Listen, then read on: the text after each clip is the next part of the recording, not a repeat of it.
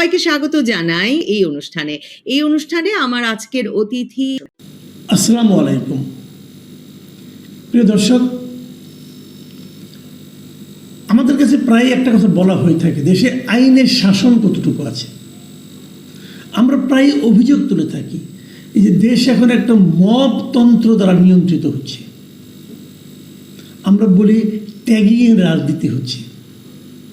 এ কথাগুলো আসলে বাস্তবতার সঙ্গে কতটুকু সঙ্গতিপূর্ণ, এই আলোচনাটা আজকে আমি একটু করতে চাই। তার আগে আমি আরেকটা কথা বলি, একটা সংগঠনের নাম বলি। দেখুন তো এই সংগঠনটা সম্পর্কে আপনার কোনো ধারণা আছে কিনা। সংগঠনের নাম হলো আন্তর্জাতিক ফ্যাসিজম ও গণহত্যা গবেষণা ইনস্টিটিউট। কিন্তু কখনো এই ধরনের সংগঠনের নাম শুনেছেন? এই ধরনের ইনস্টিটিউশনের নাম শুনেছেন? আমি আজকে যে ঘটনা নিয়ে আলোচনা করব, এই ঘটনার উদ্ভব হওয়ার আগ পর্যন্ত আমিও কখনো শুনিনি, এবং এই আলোচনাটা করার আগে আমি ওই সংগঠন সম্পর্কে খোঁজ খবর নেওয়ার চেষ্টা করলাম। কোথাও কেউ এই সংগঠনের অস্তিত্ব সম্পর্কে কোনো ধারণা দিতে পারলো না।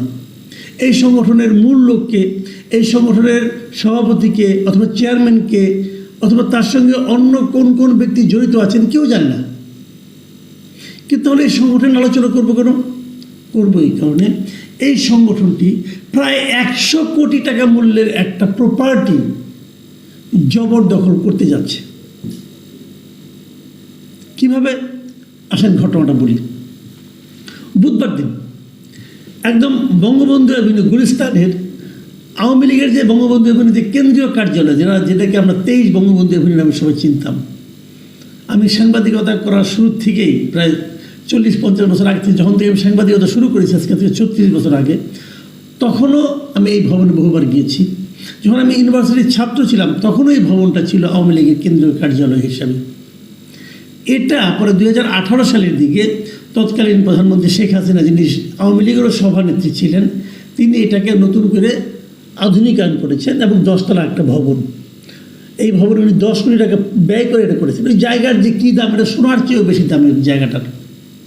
তো এই যে ভবনটা আছে, এই ভবনটা গত বছরের 5 আগস্টের পর যখন আওয়ামী লীগ সরকারের পতন হলো এবং যখন আওয়ামী লীগের শীর্ষ নেতারা সবাই দেশ থেকে পালালেন কাপুরুষের মতো, তারপর এই ভবনটা লুণ্ঠন হয়েছে, ভাঙচুর হয়েছে, দীর্ঘদিন পড়েছিল। জনগণের ক্ষোভ এখানে যুক্ত হয়েছে। নিচতলায় অনেকে এটাকে এখানে গণশৌচাগার হিসেবে ব্যবহার করেছে। সবই ক্ষোভের বহিঃপ্রকাশ। কিন্তু গত বুধবার দেখা গেছে এই ভবনটাকে পরিষ্কার পরিচ্ছন্ন করা হচ্ছে। কিছু লোক ভবনটাকে অলরেডি তার 2 তলা পর্যন্ত পরিষ্কার করে ফেলেছে, 3 তলা পরিষ্কার পরিচ্ছন্ন। বুধবারটা বৃহস্পতিবারে বিভিন্ন পত্রপত্রিকার রিপোর্টাররা গিয়েছেন এখানে খোঁজখবর নেওয়ার জন্য। কারা করছেন? কিন্তু তারা কোনো সন্ধান করতে পারে না। এই আন্তর্জাতিক ফ্যাসিজম ও গণহত্যা গবেষণা ইনস্টিটিউট এই নামে একটা ব্যানার তারা ভবনের সামনে টাঙিয়ে দিয়েছেন। তারা এই কাজটা করছেন বলে বোঝা গেল। ভবনের সামনে কয়েকজন লোক প্লাস্টিকের চেয়ার নিয়ে 10-12 জন লোক বসেছিলেন। তারপরে তারা হলো মাতবর, তাদেরকে কেউ বাধা দিতে না আসে, এই জন্য 10-12 জন তাদেরকে ঠেকাবে এবং বলবে। আর ভেতরে 15-20 জন লোক পরিষ্কার পরিচ্ছন্নতার কাজ করছেন। পরিষ্কার পরিচ্ছন্নতার কাজ করে ঠিক আছে, এটা নিয়ে আমার কোনো আপত্তি নেই। পরিষ্কার পরিচ্ছন্ন যদি মলমূত্র থাকে, যদি আশেপাশের লোকের সমস্যা হয়, সেটা করতে পারে।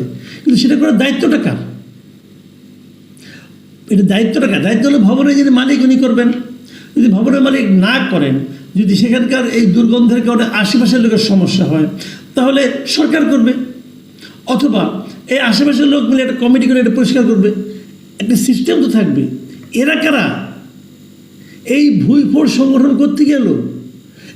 ওদেরকে সামনে যে 10-12 জন ছিল, ওদেরকে জিজ্ঞাসা করা হয়েছিল যে ভাই আপনারা কারা, আপনাদের সংগঠনের নেতা কারা? তারা তাও বলতে পারেনি। তাহলে তারা কী করবে, কেন করবে? প্রথম আলোর রিপোর্টে আমি দেখলাম, প্রথম আলোর থেকে জিজ্ঞাসা করেছিল আপনারা এটাতে কী করবেন, কী করতে চান আসলে। তখন তারা বলেছিল যে পুরো ভবনটি পরিষ্কার পরিচ্ছন্ন করার পর বৈষম্য বিরোধী ছাত্র আন্দোলনে যারা যুক্ত ছিলেন তাদের হাতে তুলে দেওয়া হবে। কেন? বৈষম্য বিরোধী ছাত্র আন্দোলনে যারা জড়িত ছিলেন তাদের হাতে এটা তুলে দেওয়ার আপনি কে? আপনি কি এটা ওনার? এটা আপনারা কিনেছেন? এটা তো একটা প্রপার্টি, একটা সম্পত্তি, এটার কেউ না কেউ মালিক আছে, এর একটা দলিল আছে, এই দলিলটা কারো না কারো কাছে বিলং করে। তো আপনি কে হে?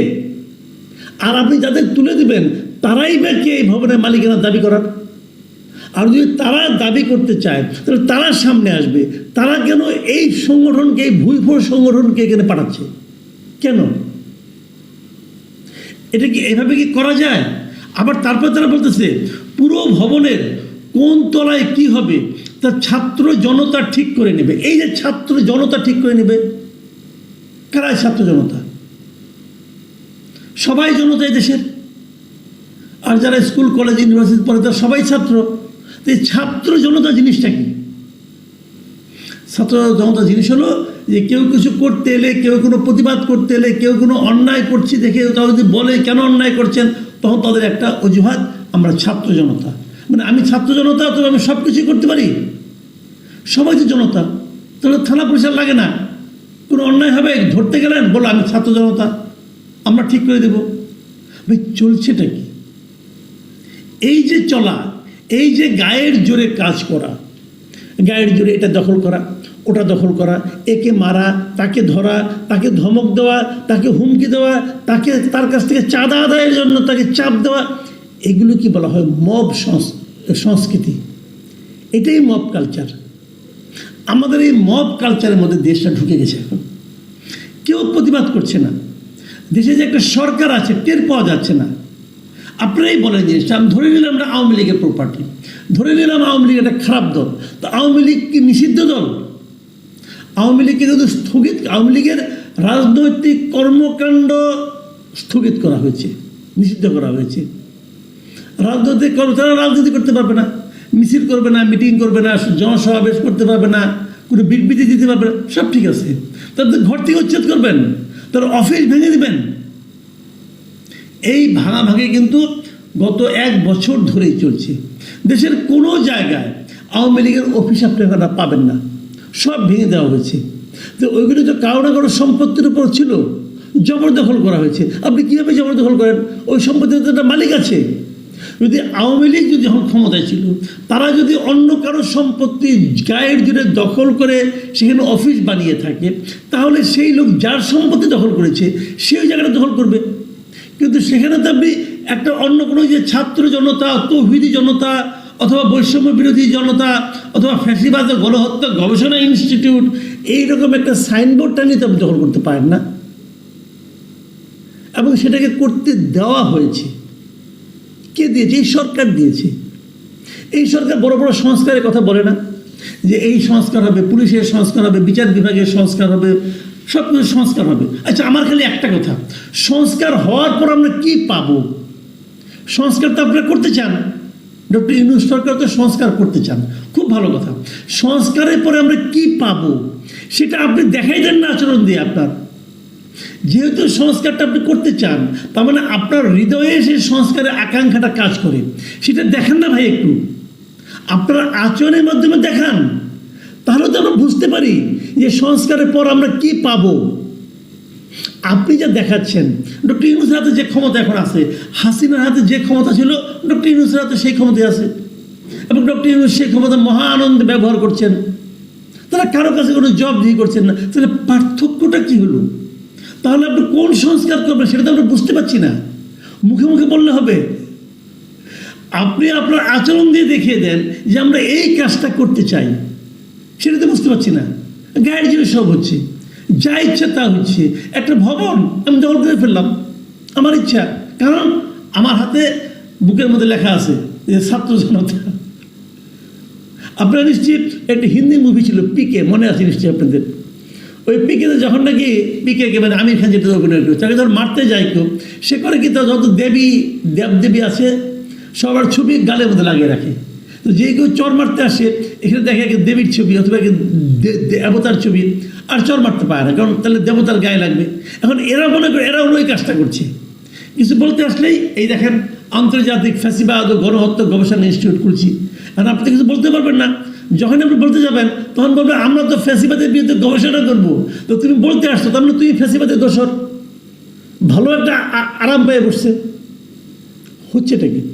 তারও যে বড় কথা, যে জায়গায় এই ঘটনা ঘটছে সেখান থেকে মাত্র 200 গজ দূরে স্বরাষ্ট্র মন্ত্রণালয়।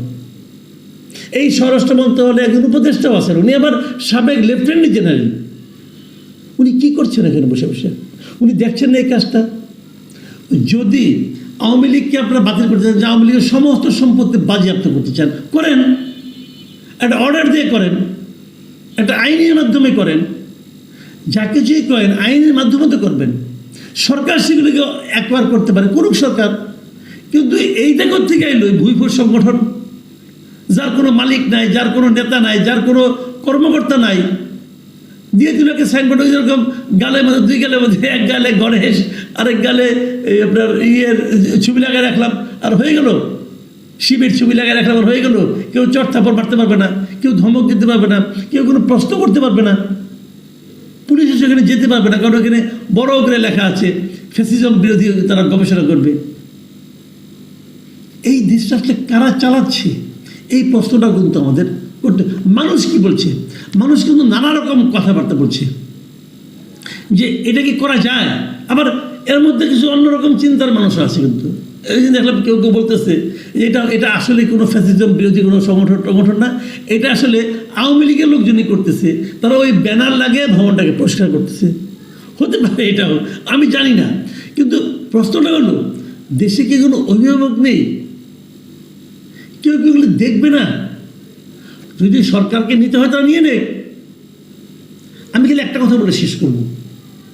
দেখুন, আজকে আওয়ামী লীগ সরকারের পতন ঘটেছে, আওয়ামী লীগের সমস্ত প্রপার্টি আপনার গাইড জুড়ে এরকমভাবে মবের মাধ্যমে দখল করে নিচ্ছেন। কারা নিচ্ছেন আমি জানি না, কিন্তু হচ্ছে, দখল হয়ে যাচ্ছে। ঢাকাটা যেহেতু হচ্ছে, বাকিগুলো হতে পারে, সমস্যা কি? এবং বহুত খবর আমরা পেয়েছি। এই মব কিন্তু নতুন একটা শিক্ষা দিয়ে গেল, মব কিন্তু একটা পথ দেখিয়ে গেল। ভাবুন তো একবার, যদি কখনো আওয়ামী লীগ ফেরত আসে, এই গ্রামীণ ব্যাংক, সারা দেশের গ্রামীণ ব্যাংকের ব্রাঞ্চগুলো কি অবস্থা হবে? সেগুলো যদি ধরো আওয়ামী লীগ দখল করে আওয়ামী লীগের অফিস বানায় ফেলায়, কী হবে? সবসময় বলি, আপনি যে কাজটাই করবেন মাথায় রাখবেন সামনেও দিন আছে, ওই দিনে আমার কি হতে পারে। এই জিনিসটা যে না ভাবে, তার পরিণতি কিন্তু কি হয় সেটা আমরা গত 5ই আগস্ট দেখেছি। প্রিয় দর্শক, এখন এই পর্যন্তই। আল্লাহ হাফেজ।